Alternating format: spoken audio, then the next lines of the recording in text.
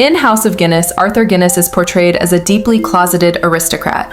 But when he discovers his wife is pregnant with her lover's child, You don't have to love me because I love you. wait, did he actually fall in love with her? Did this husband, who can never love openly, see his own desire for freedom in her betrayal? To find the truth, Arthur confronts his wife's lover, Lafferty, asking why he didn't take precautions. Well, sometimes she insists. This means Olivia, in the heat of passion, actively refused the era's most common form of contraception. In the 19th century, this was a lethal gamble. Why lethal? Don't forget Arthur's sister Anne also got pregnant by Lafferty. She had an accidental miscarriage, and the result? A massive hemorrhage that nearly killed her. This was the reality. In an age before modern medicine, how did a woman hide a wrongful pregnancy? In the 1870s, it wasn't just a crime, it was lethal. No antibiotics, no anesthesia. Infection and bleeding killed countless women in secret surgeries.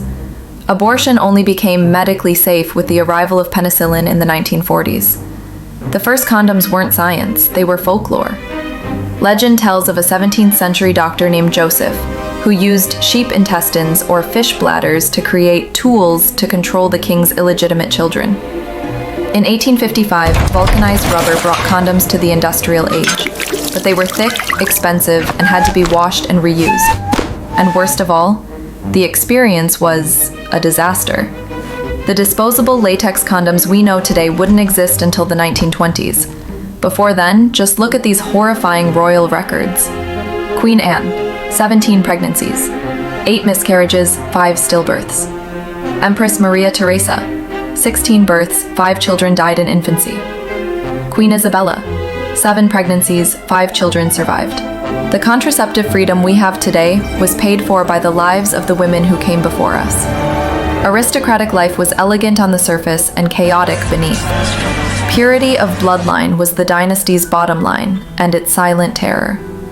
To ensure the heir was legitimate, many nobles hired doctors to inspect their wives, appointed loyal midwives, and even used servants to track their movements. And there was the unwritten rule, the heir and a spare protocol.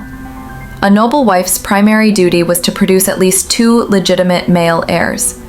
After that mission was complete, her indiscretions were quietly permitted, on one condition: she could never get pregnant with another man's child. And Olivia just broke that fundamental line. So when Arthur says, "I love you," do you think it's a heartfelt confession or the coldest act of manipulation?